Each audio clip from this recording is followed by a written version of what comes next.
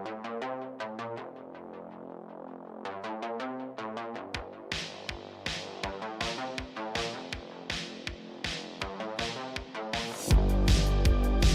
everybody, welcome back to the Pixelists podcast, the podcast about all the nerdy things we love and enjoy. I'm Will. That's Blake. I gotta start pointing the other way. No one cares, but got a new camera recently and now it's mirrored differently than it was before. Anyway, Will, Blake, we're the Pixelists. Hello. Today we're here to talk about some Critical Role. Back at it. Ooh, episode 45 of Campaign 3, Ominous Lectures. Ominous Lectures. And we're heading towards episode 50, the Big 5-0. The Big 5-0 is coming. That's right. And there actually is no episode this week for anyone that may have forgotten, because we have the official premiere and launch of Season 2 of The Legend of Vox Machina this Friday. So they're taking off this week, but I believe they said that they will not be taking off the final Thursday of the month like they normally do. So they're just kind of swapping that. So hopefully you guys are excited for Season 2. Blake and I definitely are. And we will be covering that on the channel. Going to be diving back into some Easter egg breakdowns. And then I'm pretty sure we'll be doing like our normal podcast reacting to it as well. We will become a slave to the video editing software. That's right. Yeah. Blake's been diving into the hellhole of video editing these past couple days, and I'm gearing up to do the same for those Easter egg breakdowns. So yeah, the editing's not super bad. It's when YouTube blocks the video because it's like there's copyright content in here. So that's the really obnoxious part. So yeah, and actually on that note, if any of y'all that listen to this or watch this happen to be like video editing or YouTube copyright savants, I would love to maybe pick your brain, because that's something I dealt with last year when I was making the breakdowns, and I'm sure I'm going to have to run into that wall again this year. So I would love to learn from anybody that like knows what they're talking about. Yeah, and Ken from Cyan Bella gave us some good advice, but it is a journey. So anyway, you want to dive into the episode, or do we have any other announcements? Only other announcement is we are covering The Last of Us on our channel. If you haven't checked it out yet, new show on HBO, phenomenal. We put out our podcast discussing the first episode of that. We're both really excited for that first season. So if you're watching the show too, check that out. Yeah, and if you want to see our reaction video to it, just wait till YouTube lets us post it. So hopefully coming soon. There you go. But no, other than that, that's all I got. So if you're new to our channel, we like to recap every episode of Critical Role, and that's what we are about to dive into here. But we cut out that recap from the podcast and host it separately on YouTube for your viewing convenience. So if you happen to find yourselves on that recap video and you would like to hear Blake and I's full thoughts on the episode, theories, and all that jazz, we will link to it in the description box below. But without further ado, Blake, if you want to start us off on this one, episode 45, Ominous Lectures. Yeah, so episode 45, Ominous Lectures. The party, remember from the previous episode, they're in the warehouse interrogating Tuldis with Planesrider Rin, who has shown up and has essentially charmed this person to the extreme. And the party is thinking about their next steps. It seems like the next steps is going to be to move on to the Feywild and connect with old Nana Morrigan. Before they do that, there's a couple of loose ends. One notably, where is Ashton? Two, there is Professor Sumal, who did the study for going way back when for Liliana, Imogen's mom. And then we have F.C.G, who also wants to meet Vitro Asham to find out more about his origin story. So the party basically tells Rin, like, hey, let's table this just for a little bit and let's kind of go wrap all these loose ends up. So Rin's like, all right, well, just let me know. Imogen casts Sending to Ashton and basically is like, where the heck are you? What's going on? And realizes she doesn't have a spell slot to hear back from Ashton, but kind of just assumes like he would know kind of what we would be doing, right? Additionally, Ludinus decides to have Pate watch Tuldis, who's in the corner, and sort of keep watch to make sure that there's no funny business with Tuldis. The party heads over to the seminary where they do meet up with Ashton, who has been absent for 2 episodes. Talison's been absent. And Taliesin begins to tell them a story of the utter shenanigans of what he had been doing for the previous 2 episodes. And basically tells a story of how he saw someone in the crowd named Violet, who was part either of his old crew or someone he had worked with in the past. And they connected eyes with sort of like this nonverbal message of like, hey, we should probably talk. From there, he realized that Violet was in a whole mess of things. He himself got wrapped into some shenanigans that involved mobsters, kidnapping, a massive fight in a kitchen, getting knocked out, waking back up, fighting in a kitchen again, including what he called the feds. Basically, it wasn't really clear if it was like a big sting operation or what. But all that to say, the officials of EOS are essentially grateful for, one less mobster off the streets. And as Ashton puts it, he makes a ton of money on this. But either I think when he gets knocked out, maybe he loses it or something. But all that to say, he says he has a lot of dough and he has quite a bit of baked goods that he's brought back with him. So, as well as an apron that he's still wearing. So, they exchange some more notes. Ashton mentions that he did, in fact, hear about the Ruby Vanguard, and that the city is pretty much on edge, not just because of this Ruby Vanguard, this person from the Dwendalian Empire who's shown up, presumably Ludinus, but also the Judicators from Vasselheim. The good guys and the bad guys are very much skittish and on edge. All that to say, they agree to head to the seminary. FCG basically finds Vitro Sham's office, and like we've seen in previous episodes, Vitro is immediately enamored with FCG and is like, oh my gosh, this is amazing. Brings FCG in.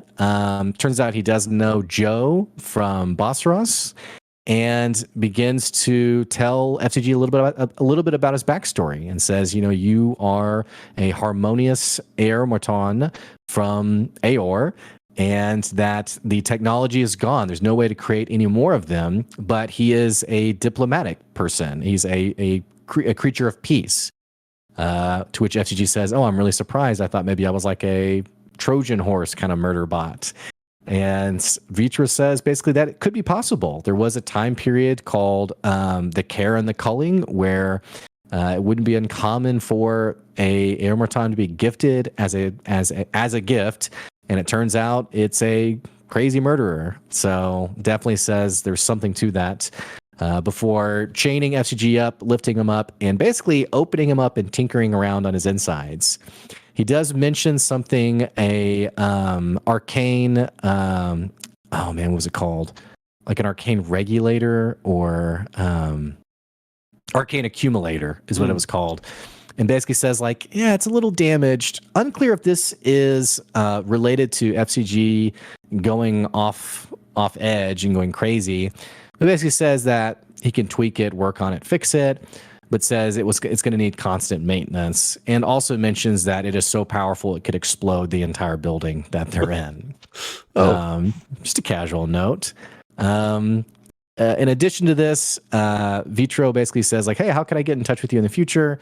And FGG is like, should I say Lord Esteros even though he's dead? Like thinking about like where to send like a letter, and finally says the Spire by Fire is a great place to reach out to him. Beyond that, FCG does ask for some modifications and says, hey, is there a way that I could open up my stomach and bake something like an oven, which is an interesting nod to a supposed feat that he possibly picked up, the chef feat.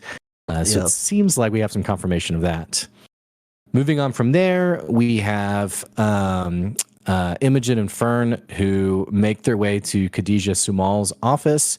They knock on it. The person's like, oh, I'm busy, is pretty much refusing to open the door until Imogen basically says, hey, I'm trying to find out more about my mom. I think you know something about the Ruidusborn. We hear 7 locks unlock. This person has barricaded themselves in their office. And Sumal basically gives them the scoop on their study from years ago and confirms that Liliana was a participant in the study who came with an enormous amount of questions.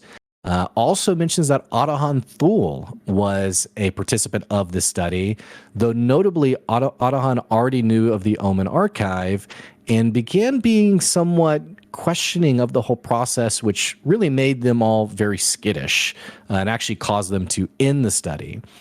They also studied these people called the Exaltants, which we know is Imogen and Otahan, as well as Liliana. These extremely connected people to Ruidus, and how these people, when they were, quote, very connected, would have dreams, like we've seen with Imogen, where the Raylora would show up. These entities of the dream that would sometimes be friendly, would sometimes be sad, empathetic, and sometimes very aggressive and angry. All that to say, moving on from that conversation, they begin to ask even more about Imogen's mom. And Sumal basically says, yeah, in fact, I have that last session I had with Ileana, and let me read it to you. And begins to read that last journal article when suddenly the locks open up, all 7 of them. The door opens, and an older elven man with silver hair enters the room. Will, you want to take it from there? Yeah, so that's where we go to break, and we pick back up with Fern basically standing now looking at this gentleman that has come through the door. Pure Fern. Yeah, and they quickly recognize it to be Ludinus So Fern is kind of standing between Ludinus and the rest of the room, but more importantly, Professor Sumal. And so Fern tries to distract him, basically being like, hey, we're having girl talk right now. Like, we're having tea. Like, come back just a little while. Like, we'll be done. And keeps trying to, like, kind of bar his entrance, saying things like that. Ludinus isn't having it. And after Fern's, like, second or third time of saying something like that to him, he actually casts a spell on her. And Matt calls for Ashley to make a wisdom saving throw. She actually gets, I believe, a 26, so she succeeds whatever he was trying to do. And Ludinus, thinks like, oh, well, that's cute, and he kind of still just shoves past her anyway. And he then officially introduces himself as the Martinet Ludinus Deleth of the Cerberus Assembly. And he walks up to Professor Sumal and tells her that you've been avoiding the Assembly's requests for weeks now. He then like snaps his fingers or waves his arm. I forget like what exactly. It's not important. And basically casts arcane lock on the door, and it slams shut. He says, those files should have been sent to me by now. And she says like, belongs in a museum. Sorry. She says, that's Travis, by the way, the voice of Reno. Fun fact. He basically, or she says, oh, we sent everything your way. Like, you should have it. And then Ludinus casts another spell and basically immediately charms her. And she becomes essentially just like a robot or a puppet and, obliges his every will. And once he does that, she reaches below the desk, brings out the papers that she was just, talking to Imogen and Fern about, and hands them to Ludinus. He then, puts them in his coat and turns to Imogen and remarks that, Sumal is right. You do look just like your mother. And he says he's heard of her prowess. And then he takes a look at Fern and comments that, oh, you're not quite an exaltant, but you too are Ruidus born. And then he asks what their business with Professor Sumal was. And Imogen just says, I was looking for my mother. And Ludinus says, well, I know your mother. So if you have any questions, I might be able to answer them for you. And he says he's extremely grateful for Liliana and all that she's done, and that Imogen would be, or should be, proud. Imogen then asks, well, how can we help you? She's trying to fish for more information, obviously not being genuine and wanting to help him. And Ludinus asks if she feels the pull northward. And Imogen actually confirms with Matt that she does feel this, but she does indeed. She feels like this slight pull to the north. And he says, follow your instincts, the both of you, if it's there. And he says, other than that, if you want to help, just stop resisting. Then Fern asks if he's Ruidusborn, and he answers it vaguely. He says, I have my connections to the Red Moon. So Imogen then asks, does it speak to you directly? And he says, I've had conversations. He then asks if they know what they're doing. And Imogen says, we know we've picked up bits and pieces. And she, again, tries to kind of play into this facade to try to, like, I guess, gain his trust. And she says, like, the power is so enticing. And his response to that is, power is just a tool to, get what you want done. And so she asks, if you guys succeed, will the power go away? And he says parts of it will for those that cheated through unearned boons. The society was born on those who gained power through transactions, unearned except through obsession to gods. He says, we never needed the gods need us. And Fern's like, well, so what's on those papers you just took? And Ludinus says, I don't want to spoil the surprise. She kind of asks again and kind of pesters him about it. And he leans in and says that he watched the world burn at the gods' requests, destruction brought down to stunt mortal minds. And he says that if there's even an ounce of faith in you of the gods, you have no place in our ranks. And then they're like, how old is he? And he says, old enough. So he then turns to leave and kind of undoes the arcane lock and says, kind of gives his one last little stinger. That is, we are the seed they plant and till and water. They returned to private gardens because they were told there was no alternative. But all children outgrow their parents. The divergence wasn't meant to protect the mortals, it was to protect the gods. He then strolls out of the room. And meanwhile, Professor Sumal is still just sitting there with a smile on her face, having been charmed, but like a single tear is rolling down her cheek. So Imogen and Fern immediately like transition to like trying to help her. They're like, how can we snap her out of this? How do we help? We then cut back to Orem. Orem, I believe it's Orem, Ashton, and Chetney, I think, is the other group. And Orem actually sees Ludinus leaving, and so he immediately knows something is up, and he's like, we need to go check on the others. Meanwhile, at the same time, FCG and Laudna are finishing up with Vitro Asham, who has finished FCG's Easy Bake Oven, and they thank him and head off to meet with everybody else, where they run into Orem and the rest of the crew. And they actually see Carol, who is like the employee they saw a couple episodes ago, and they're like, hey, we need to be let in. And they basically intimidate her into letting them in. So then all the rest of them are running up to catch up with Fern and Imogen. They ultimately do, whilst Imogen and Fern are still trying to help Sumal. They ultimately land on we got to tell Plane Rider Rin. They can't figure out any other way here. So they message her, tell her what's up. She immediately teleports or apparates to them. They fill her in on the Ludinus situation and what just happened.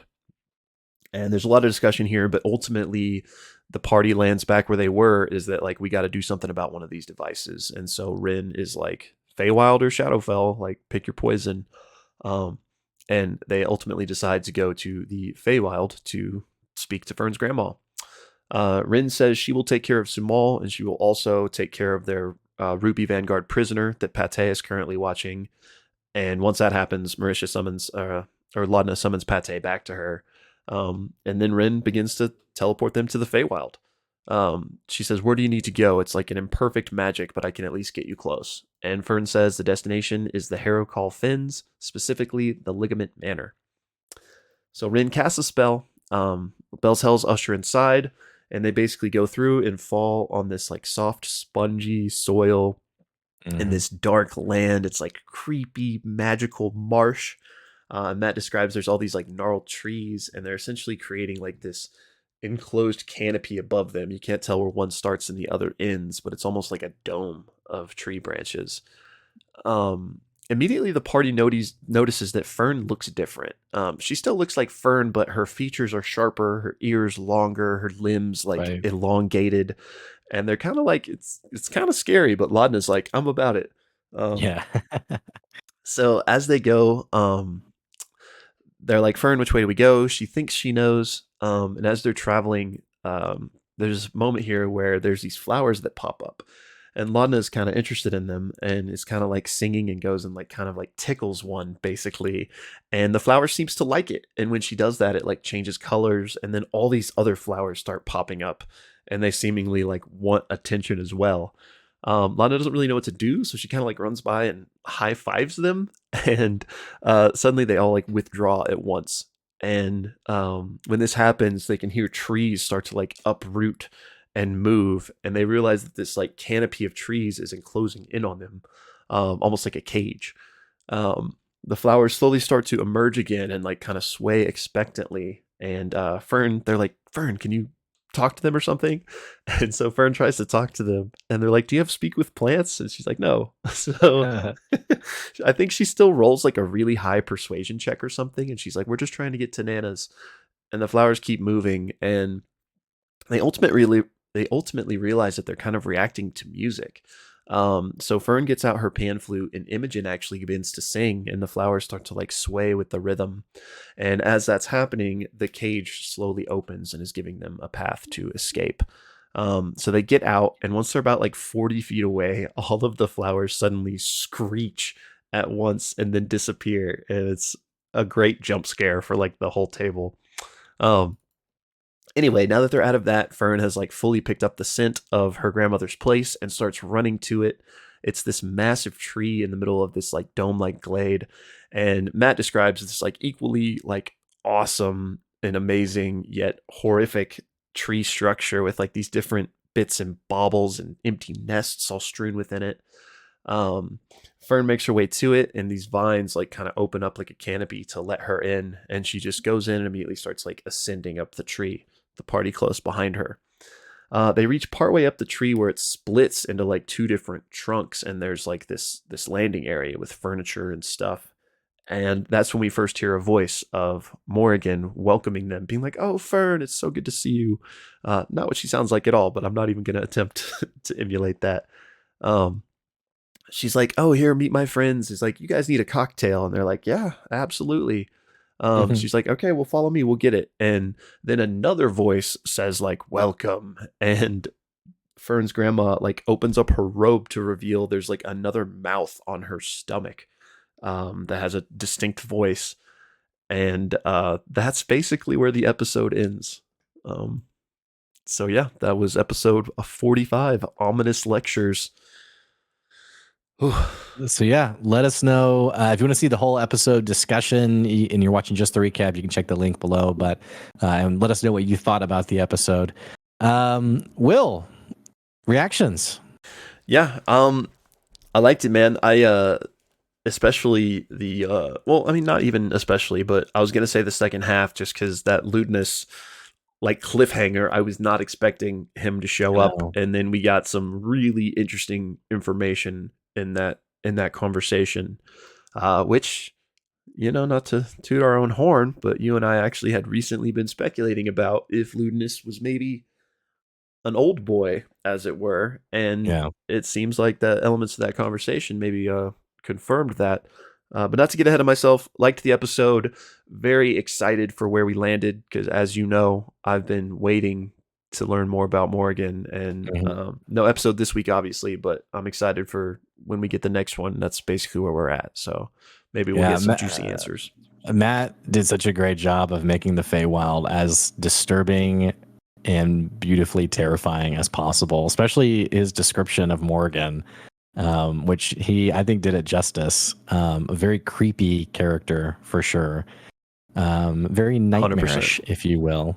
Yeah, like E.T. with like the long craning neck. Yeah, right. And like bony arms and shoulders, and yet like 10 feet tall, and ugh. Yeah, and the extra voice face mouth and the whole face mouth thing too. Yeah, I guess that's a big deal. But yeah, great episode. We're getting a little spoiled. We've had a few episodes in a row of just like great lore drops. Yeah, it's building one episode after another. 100%. And I don't know where we necessarily should lean into these different things, but there's a lot to talk about here. But yeah, love the episode as well, and shout out to Matt in particular on this episode for playing so many interesting NPCs that are so different. Like Yeah. he really showed his range and why he Yeah. is Matt Mercer. But we had Ludinus, Morgan, obviously just a little bit at the end, Sumal, and Professor Vitro. Vitro Asham. That what an Yeah. amazing character! Like Yeah. instantly one of my favorites of the whole campaign so far. Yeah. So yeah, I just thought that Matt, per usual, was putting on a masterclass. I'm amazed how long he can hold Vitro's accent, like how long he can keep like a speech pattern going in like Yeah, conversation yeah, and without breaking character. and he really like embodies it too. With Vitro especially, you could tell because you had that like I don't even know how to do it, but like that like Yeah. physicality to Yeah. which maybe is part of what he needs to do to get that voice, or it might just be Yeah. a part of how he embodies that character. It's almost like he's a professional voice actor. Let's not get ahead of ourselves. Yeah. Well, where do we want to start today? Okay. Obviously there's the whole lewdness conversation. So I'm trying to think. There's lewdness. There's the details on the studies. There's FCG. There's the Feywild. And then Ashton. I don't know how much of Ashton's story is like authentic story points and like, hey, here's where I've been the last 2 episodes, like shenanigans. I feel like it's more of the latter, but I wouldn't be surprised if Matt like loops that back in some way. Agreed. I guess we could start there, just kind of get that out of the way since it's probably quick. Yeah. But yeah, agree. Basically, what you just said, like how much of that is really to be read into versus just like, oh, let's think of something fun to explain why I was gone the last 2 episodes because Taliesin was sick. So I think that's absolutely how it originated. But I do think that now because that's there, it's going to be played with. Like, and I think he did also give us some real details from his backstory that he just incorporated into this fun story that he had to come up with. Because we found out about Violet, who I absolutely believe was already, ingrained in his story. This is just the first we're hearing about them. And there's just so many interesting details. I actually made a comment on, I think, the Critical Role video that like, give me Ashton's great EOS adventure one shot because I would just love to see like that whole thing go down. I mean, we got a kidnapping, we got the feds. It just had everything. The mob. Yeah. So I again, I don't know how much time it's worth like really diving in on it, but I do think that it was more than just nothing. Like, I wouldn't be surprised if some of these things come up at some point again. Yeah, that's probably the most I would say about it too. Well, with that being said, I guess we can move on to maybe the FCG. I mean, not that we have to go in chronological order, but I guess the next thing would be FCG. Uh-oh. Did I lose internet? Oh no. Oh, I'm back. Oh, okay. We went dead there for a minute, but we're good. We came back. Okay. I guess we'll move on to Will. Are you there?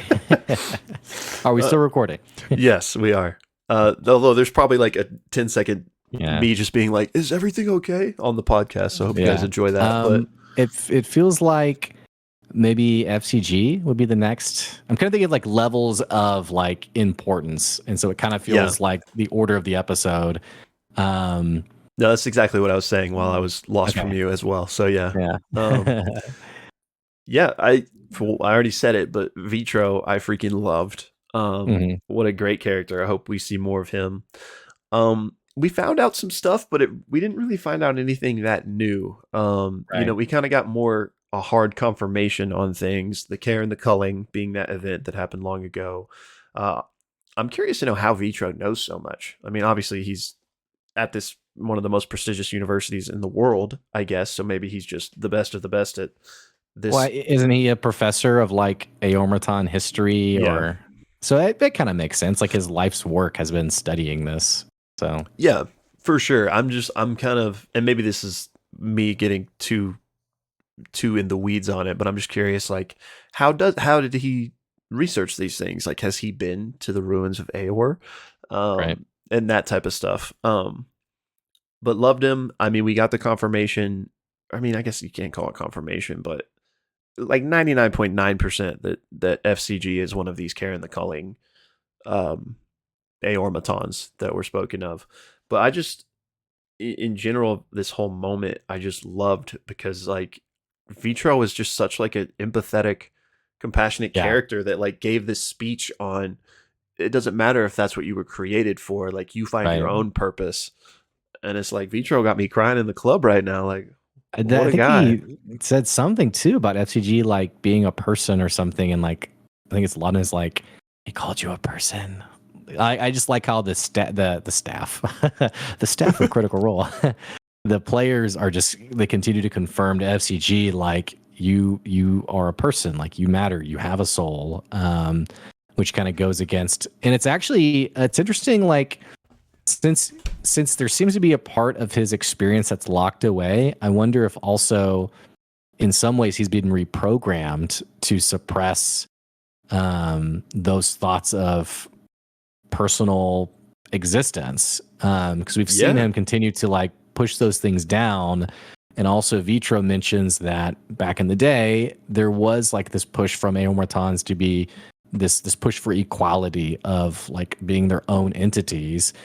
So I wonder if I wonder why FCG is not sort of naturally leaning into that, if that's his nature, or rather, like I said, it's been suppressed in some way, or he's been reprogrammed after the fact. I think that's a great insight because I think that it almost has to be spot on because like you just mentioned, Aomatons were they're people, like they're actual living souls, right? So if you're gonna create this program, for lack of a better word, the care and the culling, where you're like initiating these sleeper cell individuals to go assassinate people, like a normal person isn't going to want to do that. They're not going to want to go kill somebody in cold blood for somebody else's political gain, right? So I think Mm, you would have to program like some sort of suppressant in to get these Aormatons to do that for you because they probably right. wouldn't just do it, all things considered, all things equal. Um, so yeah, I think that's a great insight. It'll be interesting to see where that came along. Like what, like were they manufactured? Were they created with that purpose already in mind, or was Right. it like get me a batch of 100 Aormatons, and now I'm going to go in and tinker with them and make them my sleeper agents? So there's still like questions there, but I think you're It's absolutely right. it's it's a very motley crew, like through coincidence of like people's stories are very much interwoven. Finding out more about him is undeniably linked to what seems to be the backstory for Ludinus. And if he is from Aor, and not just him, but his efforts with Liliana and Otahan, and that being related to Imogen and Ruidus, which goes back to the deities. It's interesting how this crew found each other. And I guess I like how these seemingly not side stories, but like FCG's story isn't a distractor or a detractor. It's nice how has crafted this in that we can indulge more in his story while also seeing the links to the other major like story points. 100%. Yeah. Agreed. And I thought it was also just cool, or yeah, I mean, I guess that's a fair way to describe it.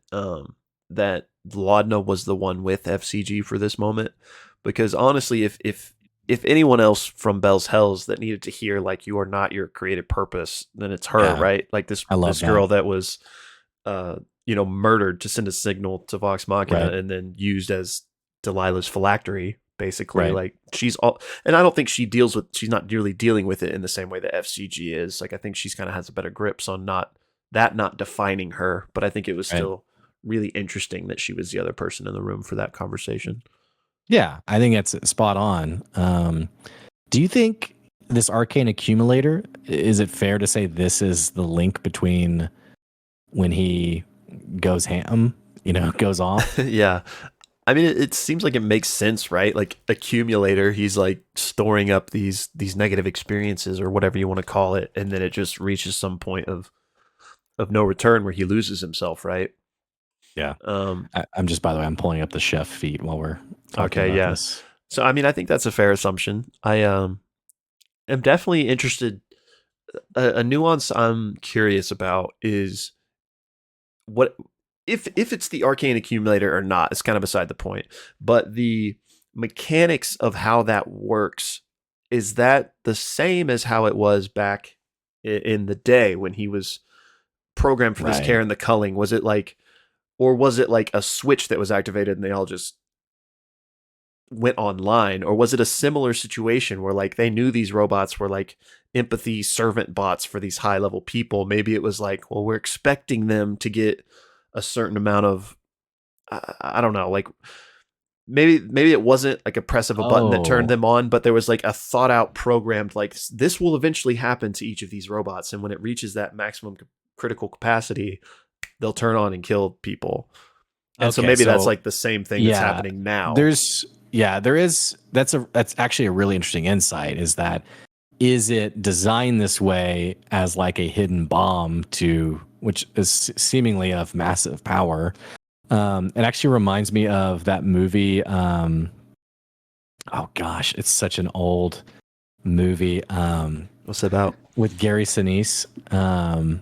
Every time I say an actor's name, by the way, I'm always gonna think, am I pronouncing it right? I think that's right. Where it's a future sci-fi movie where he's, and I'm just gonna throw out the spoiler just right off the bat, by the way, guys. He's like a cop or something, and it's in a time where he's investigating. It's kind of like what's the movie with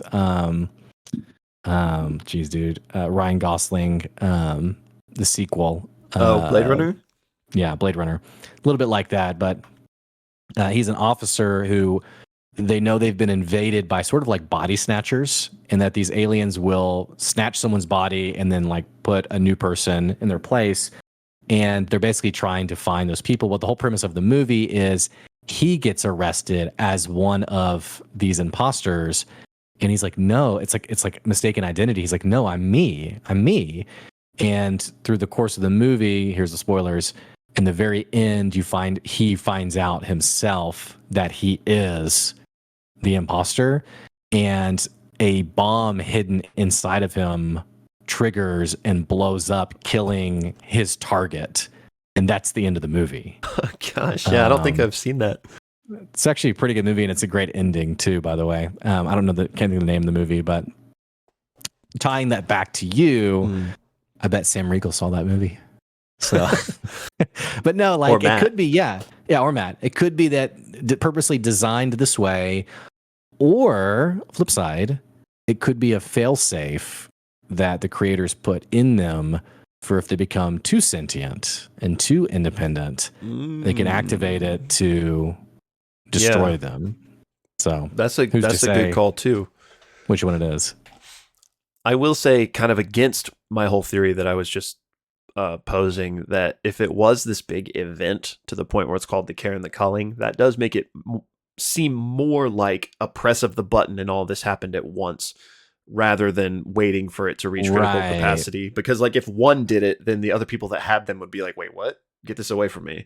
So yeah. By the way, when you search it, this is actually just from the wiki. It's nothing we don't already know, but just for everyone listening, maybe you missed the detail. The Care and the Culling was a semi-successful political assassination plot from Aor during the Age of Arcanum. A number of Aormatons were given to unknown politicians across various rivals around the world. They were sleeper agents, and many of them eventually killed the people who they'd been gifted to. Again, nothing new we know, but just getting us all on the same baseline. And I'm still of the theory that the old person's face that FCG saw when he was getting his vision during the Otahan fight was whoever he was gifted to, and probably who he killed. Also, I didn't realize this was. I thought this was the first time we heard of it, and I guess I missed it from when I guess Joe first tells them about the event. Yeah, it was on episode 32. Yeah. Okay. Yeah, nice detail. Since we've mentioned it twice, it does, like you said, 99% chance. I think it is confirmed. This would have to be the case. Yeah. Okay. Interesting. What was the detail? His dream. Remember the episode when almost everyone died to Otahan? Were you talking about what I just said?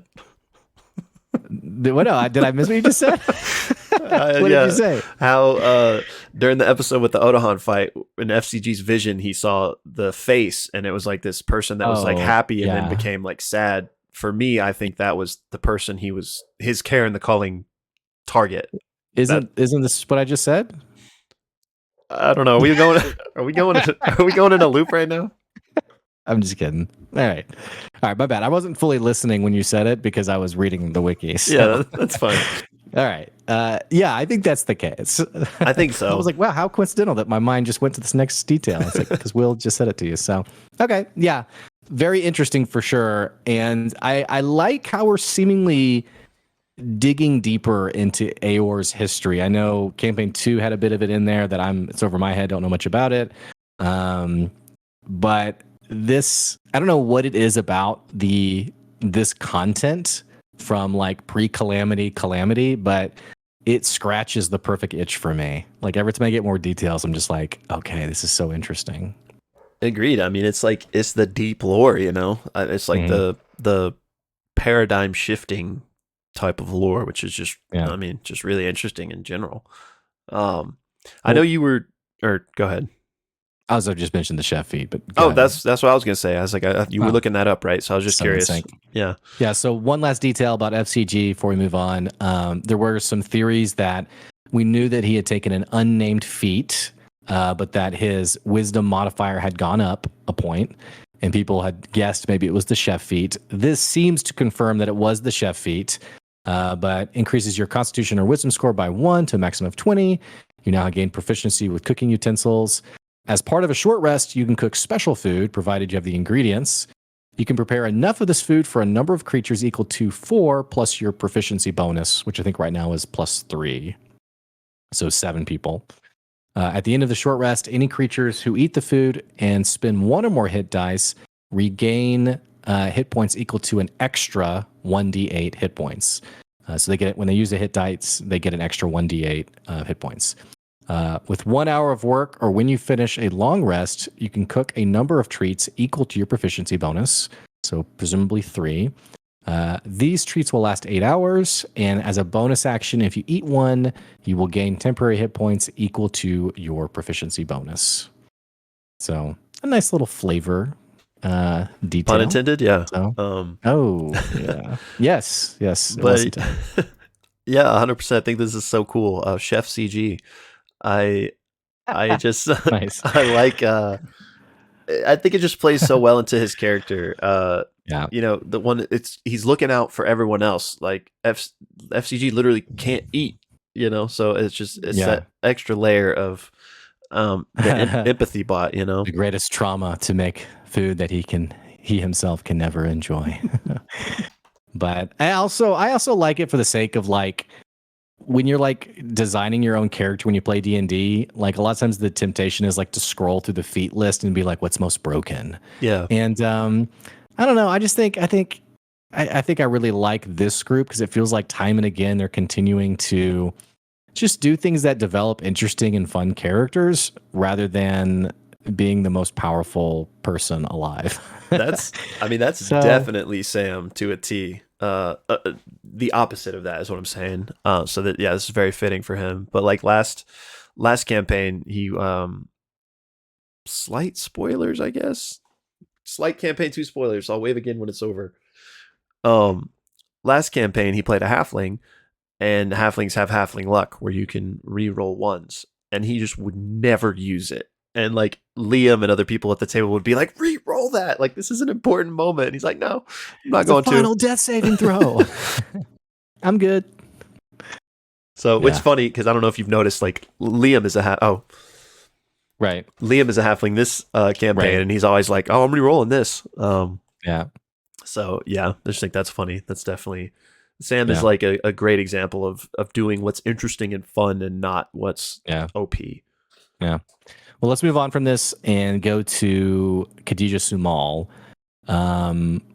We have more. It's interesting how this lore is getting revealed and then building on it. Like it was only recently we found out about the exaltants, and now here they are. I wonder if this is related to what was torn out of the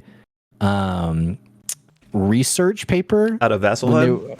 the Dressar library, conservatory, or whatever. There were ripped pages out. At the very beginning of the campaign. Right. And I've been thinking, what could these details be? We may never get an actual confirmation. It may just be like the breadcrumb that like there's something's happening here. It's a thread to follow. But I was thinking, what would be like the ultimate thing that would be most interesting that we didn't get before that should have been in that study? And it seems like information or data around exaltants or people well connected to Ruidus. But we seemingly got more information, and surprisingly, that Otahan, maybe with mixed motives, was part of this study as well. Yeah, and I think that's a great call. Actually, I bet this is those pages, because I mean it makes sense. Because wasn't it basically confirmed that what was on those documents was the list of all the current exaltants and the history of the flares? So it would, and now I'm kind of speculating, but it would make sense that the Grim Verity, knowing what they know and knowing Ludinus and whoever else is trying to utilize it in this way, they would try to guard that information, which clearly Sumal was trying to guard it. So maybe they tore it out of that book so that, like, okay, he can't find this list of people or whatever. So I think that lines up for me. Does it have to be that? No, but I think that makes sense. Right. And the only detail I attach it to was we know the Loomis twins joined the Grim Verity. So if you've joined the Grim Verity, you're living in Dressar, you're immediately getting like your first mission or realizing like the importance of like what needs to happen. I could see them, actually they weren't from Dressar now that I think about it. They were from, were they? No, they weren't. I don't know. They were in, their family was, because they went and spoke to the matriarch. Yes, right. So long ago. Yeah, so you're living in Dressar, and it's like, yeah, hey, we know there's this stuff here. Let's go like protect it and add it to, the stack of stuff we're protecting. So I don't know. But it is interesting. We got more confirmation about the number of people. I can't remember if they said becoming exaltants or just Ruidus born was increasing drastically in recent years. I think it's both, right? Because like even if 1% is exaltants, then if there's more in general, then there's more exaltants as well, So and it does seem like, I don't know if maybe it doesn't seem like, but Ludinus's comment to Fern of like, you're not quite an exaltant. I didn't know if that implied like you have great affinity, but you're not an exaltant, or if it implied that you could attain exaltant status, which is an RPG. So that's an interesting distinction. For my initial guess would be that it was the former, like you kind of have to be born an exaltant. But it would be interesting if you could get there. But I think it makes them more. It makes it kind of make more sense if you can't just become one, and that's why he's like searching out, trying to find these people. But it certainly could be both ways. Well, we know Broly had natural Super Saiyan affinity, and then legendary Goku had Super to train. Yeah, Goku had to train to be a Super Saiyan. Yeah, so it's true. I'm just saying, wouldn't be the first time. But that's right. I base this whole theory on. Is it safe to assume Otahan was not a double agent, but like joined the study under the guise of like needing to find out what they knew, getting access to the Omen archive? I think Sumal even says like she was aware of it already. And then even says like once they ended the study because of her suspicious behavior, I think there was comments of like that's when members of the Grim Verity started to drop in like surrounding areas or wherever. I mean, that makes sense to me that she was sent in.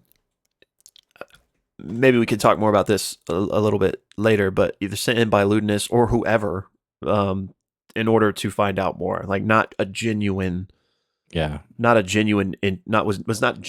interested in this study and like trying to find out more about herself. Definitely got spy double agent vibes for me. Yeah. I guess before we go that route, just focusing in on the study, what's your take on the Raylora? Yeah, okay. So that was really interesting. And again, to to recap really quick and correct me if I'm wrong or step in, but and I think it was specifically exaltant. Like Rudis people have these dreams, but especially Right. exaltants who are like Right. most in tune with this would have these dreams, and they could share in each other's dreams Right. beyond just the Ray Laura. Because didn't we see Otahan in one of Imogen's early dreams? Yes. Right. Which at first I was, we didn't really know necessarily what that meant, but now I'm thinking like Otahan had that same dream and like, Yeah. Right. anyway. So Yeah. that happens, but not only that, that sometimes these other alien entities would show up, the Ray Laura, and they cannot communicate with them. They don't share language. So like any communication between them was just based on like instinct and feeling and emotion. A wide range of emotions. Yeah, they're different ones that all had different personalities. It's very interesting to me. I mean, I got to assume that these are okay. There's a lot to unpack here. Predathos, we know, is the thing that's being imprisoned up there. Right. To me, that seems like one entity, but maybe especially if it is this being of immense power, maybe he can create, if not like offshoots of himself, maybe he still just has followers. We know there's a city on Ruinous, so it's not as if Right. Predathos just is walking around a city by himself. So there's some form of civilization. I don't know if it's the right word. Maybe like clerics of Predathos, like when Predathos was banned or banished, Yeah, his like followers as well.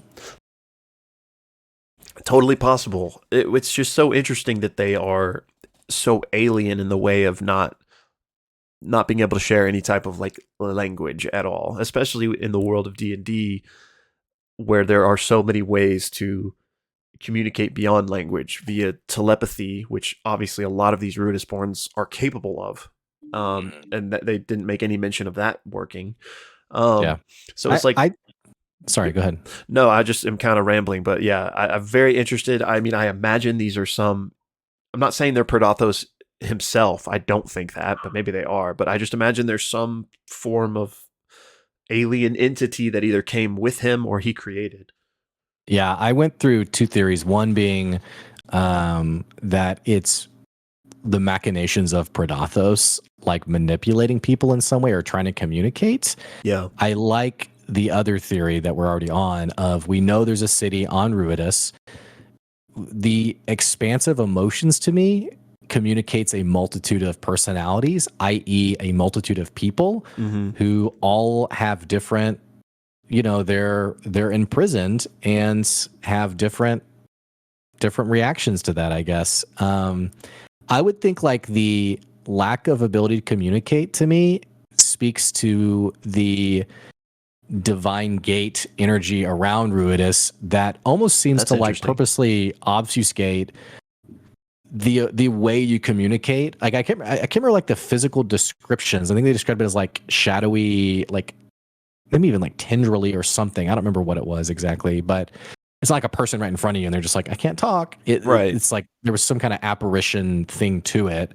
And I think about like movies like in pop culture where like someone's trying to speak to the dead or for what have you, and they have to do it like in very I think even like Stranger Things season 1 where the kids in the Upside Down and like how they're communicating is fragmented. Yeah. So that's kind of my take on it is it's emotions is the clearest thing we can resonate with, but beyond that, this divine energy has sort of prevented anything else, which is even more interesting if Ludinus is, and not to jump so far ahead, but if Ludinus is not an exaltant, which it seems like is implying he's not, who's he been communicating with, if he even has been?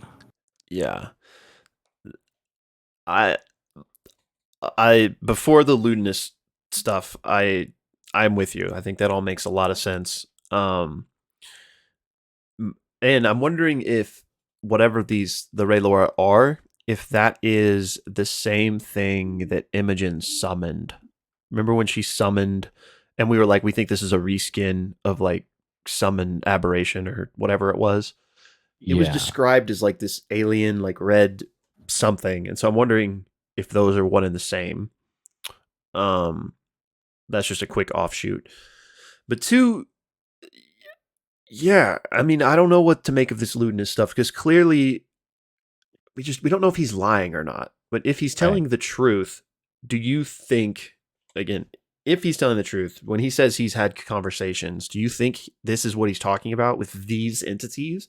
Or do you think he's like having a conversation with Predathos? I don't know. I kind of wonder if it's the latter, and I think both could be true. If exaltants are by definition people born after the calamity, all that stuff, and they have a connection to Ruidus, and these flares are like these reaching out to people. He could not be that, but simultaneously have a connection if he's really from Aor, and if back then there was a means of, with whatever research happened in Aor, or, from his hometown, created that connection. It could be that he does have a connection. It's just not the same medium that the exaltants have a connection. So I could see him being coy because it is true, but also not as we think of it. Right. I could definitely see it being something like that. I could also just see him being a Ruidus born and an exaltant. Like, Right. maybe he was just the first, probably isn't the right word for it, but especially if he is like from Aor, like, and is that old, then maybe he is just one of the first like vessels that Predathos ever utilized. And that's if they're on the same team, which is a very simple way to put what I'm trying to say. But that's if what we're being told is true, and that Ludinus's motives are what we think they are, just to release him and have him deal with the gods. I think there could be way more to it than that. One of the things we posed was, what if he's trying to ascend? Right. Not that I think that's the case either, but I just think there's many possibilities for what's really going on to still show themselves. But And Ludinus, sorry, go ahead. No, I was just gonna just basically repeat myself. But go ahead. I was gonna say, presumably, Ludinus already is the makings of a big bad evil. I mean, incredibly powerful, way beyond the power level of Bell's Hells. Not to mention allied with people like Otahan. And we've talked about this before, how like there's no hope for this. Like, where does this go from here? Because there's no way they could stop this. But it's interesting what happens from here, though, in that he mentioned the pole northward, which I think is that excavation site. It's where that I think so too. Malleus Key is. Which we know that there was some mention of this before this episode, about how Ruidus Borns are all flocking to. Yeah.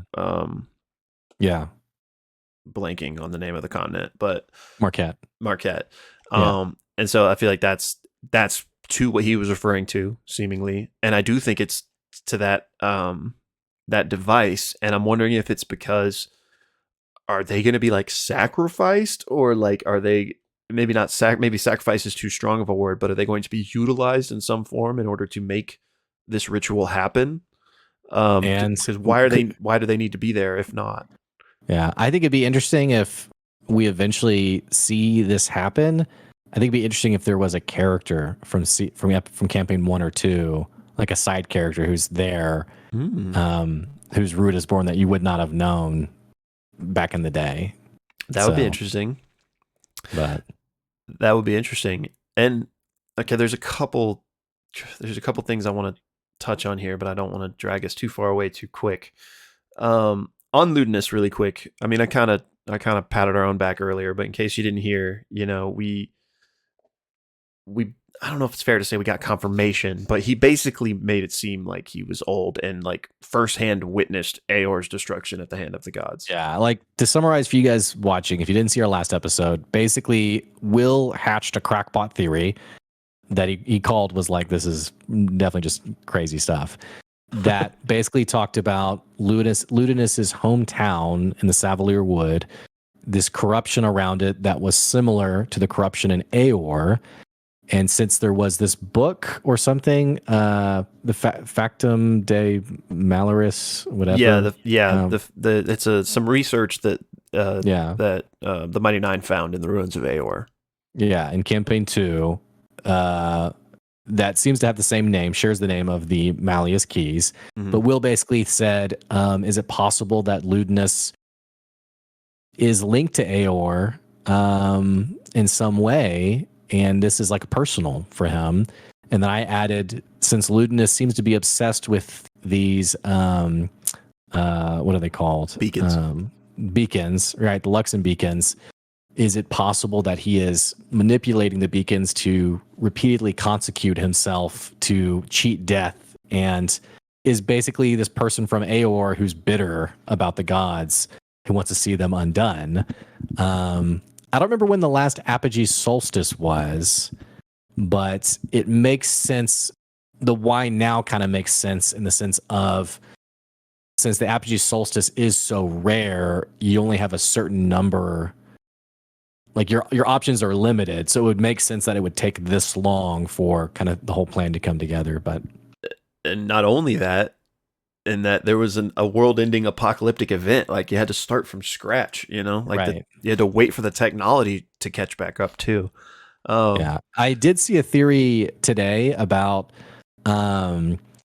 how some people escaped. We know that we saw in Calamity how the Feywild was opened up for people.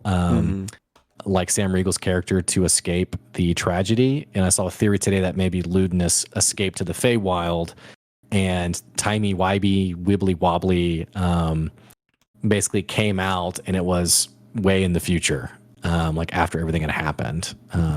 It's a little bit weaker for me, but certainly possible.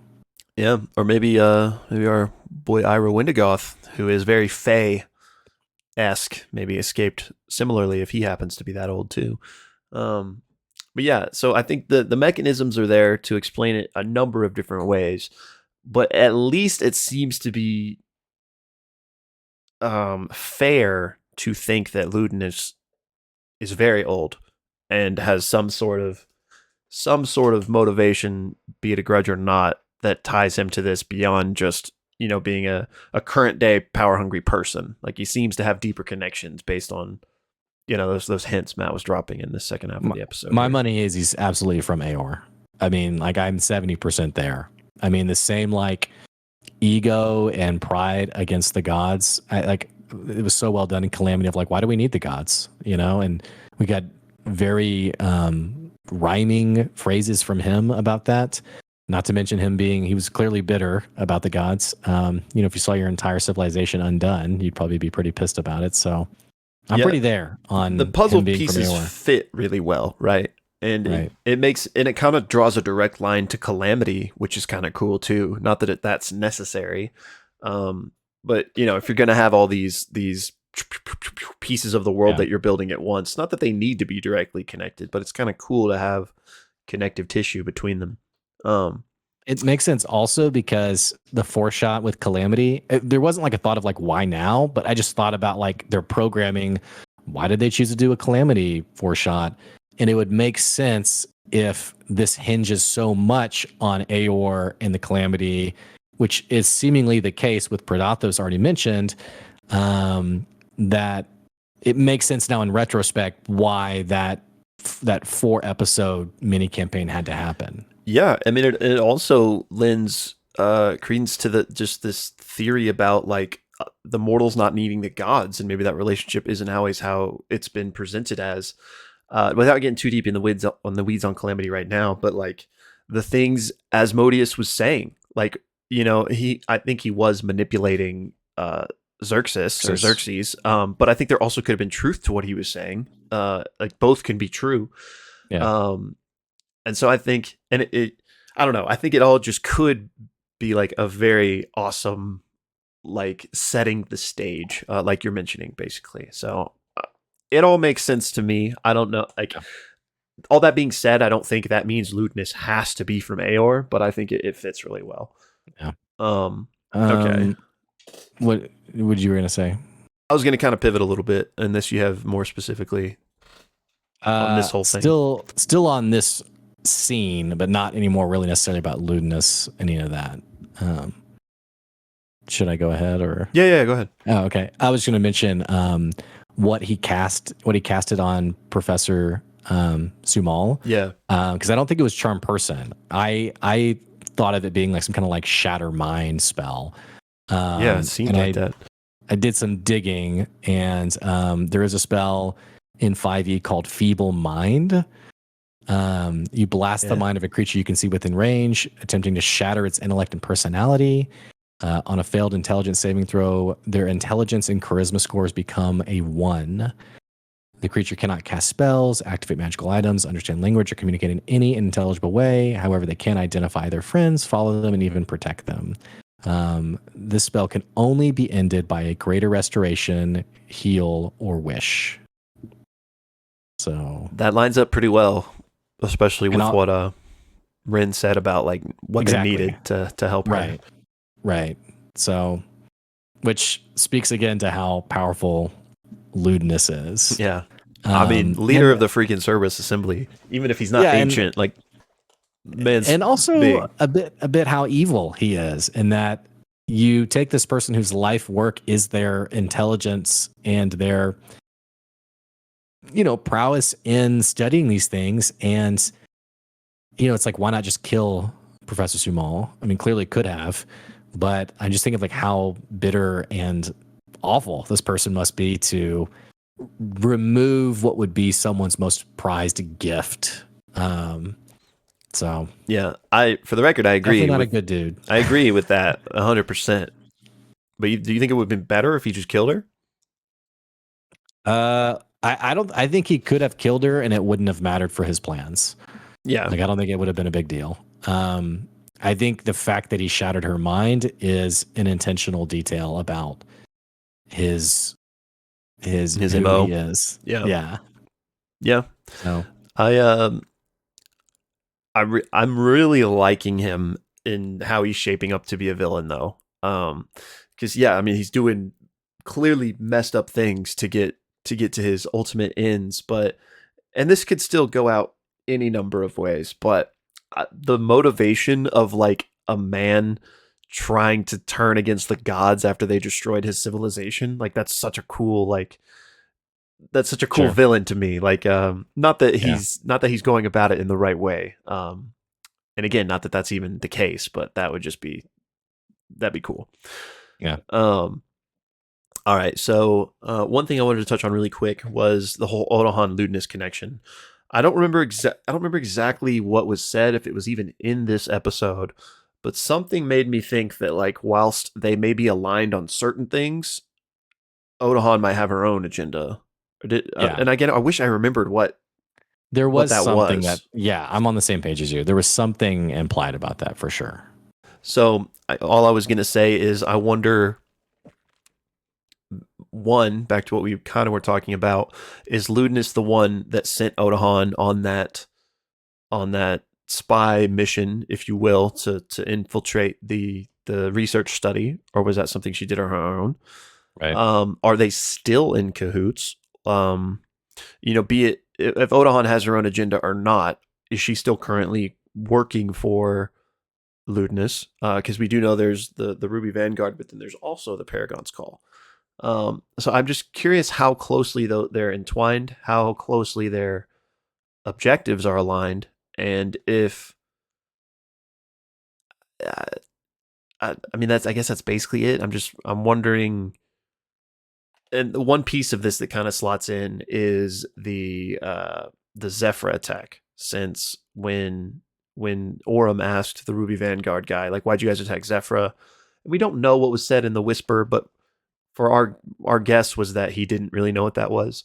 So if he didn't, is he just a peon that isn't privy to plans, or was that something that Otahan is doing on her own? And what could that be, if so? It does seem like that, because I think about if Otahan's main attacks have been related to the Grim Verity and like taking care of like people who work for the Grim Verity, that I feel like that would be something that Orem would be in the know of like, yeah, this person who was a professor in Zephyr was killed. Like it definitely feels like an outlier, which to me I think lines up with what you're saying, that it was something personal for Otahan, personal, not like a vendetta, but just like her own machinations in play. Yeah. It is interesting, though, that during the big Otahan fight, like her big thing to Imogen was stop resisting, which is exactly what Ludinus said to her as well. Not that means that they're aligned, but at least it goes to show that in that way they both want the same thing. Right. So yeah, just I'm interested to see where that shoe falls if it does. Yeah. Well, let's wrap up our episode with the final section of the episode. Heading to the Feywild. One last thing before we jump there really quick. Sure. Given what all this is leading to, I briefly alluded to this in our OGL video, this big solstice with this guy trying to destroy the gods, is it at all possible, and not that it's directly related to the current drama with the OGL, but we know in general Critical Role has been trying to move away from any established IP. For example, in The Legend of Vox Machina, they do not use the Wizards of the Coast trademarked names. They use their own names. But in the campaigns proper so far, for the most part, they've just used the copyrighted names. Like they've used Beholder, they've used the Raven Queen, yada, yada, yada. But now, especially given what's going on with the OGL, would they maybe, once their contracts are up, of course, I'm not suggesting they're doing anything that would like fly in the face of any legal obligation, but once those things are up, would it make sense for them to want to fully shift away from that and just have their own IP that they have to answer to? I think since... I was just going to say, if so, then what better way to like make that make sense within your world than to have like this huge paradigm shifting event where maybe trademarked IP gods are killed and you can usher in a new pantheon, if you will. Yeah. Like, I think that could make sense. I'm not saying that's what's happening, but it's out there. Yeah, it could happen for sure. I could see it happening. And I just will say, whether it happens or not, I think in general, knowing what we know from, I don't know if it was Travis Willingham who mentioned it or whoever, but the fact that they're creating like their own Critical Role brand of with an assembly of content, I could see them wanting a pronounced way to separate themselves from, we're not Wizards, we're not a homebrew campaign with Wizards of the Coast, like we are our own thing entirely. So who knows? Yeah. So I mean, I could see that being the case regardless of all the drama that's happened in the past couple of weeks, but especially because of it. So yeah, it would just be, it'd be interesting to see, and that kind of makes me think that, and again, we've had this discussion on if Bell's Hells can fully stop this or not, but it makes me think that at least this is happening to some extent. Right. But yeah, it'll just be interesting to see. We'd love to hear y'all's thoughts on this in the comments. Yeah. But yeah, sorry, we can go on to the Feywild. Well, like I was saying, to kind of wrap up our episode, we know they make their way to the Feywild. This very much Fey-ish place, naturally. I loved how Matt just described the environment, how it's, sort of like both beautiful but also extremely dangerous. Yeah.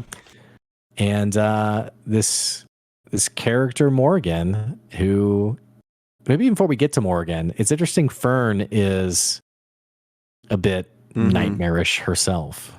Yeah, I too was thinking about that. And I wondered if to some extent that's just an interesting flavor to add for any like Fey creature, that when they're in their element, they're going to be more Fey, right? But I think I think that's fine, but I think there's something more here.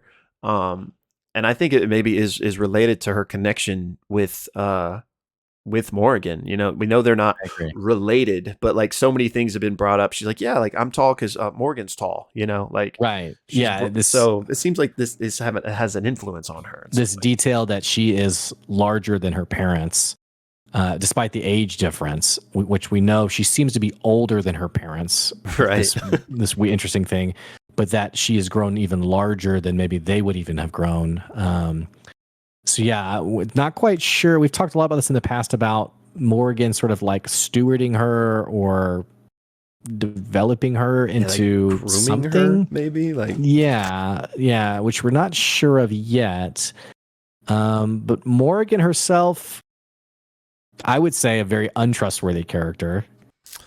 Yes. Despite being terrifying, that's not quite the detail that makes her, I would say is untrustworthy about her. Because you think of like a Jack Skellington, the fact that these creatures are like disturbing isn't to me what makes them untrustworthy.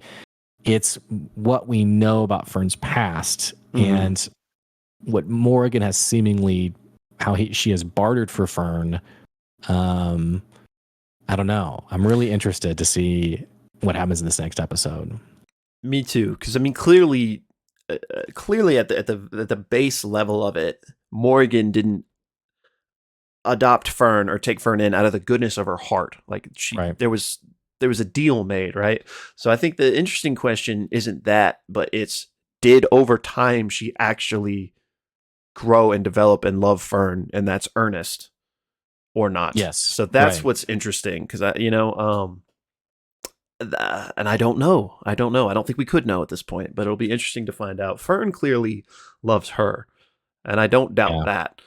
Um, so yeah, I mean, this is a freaking archfey hag that is infamous. Like it's clearly not just like a And noble, feared.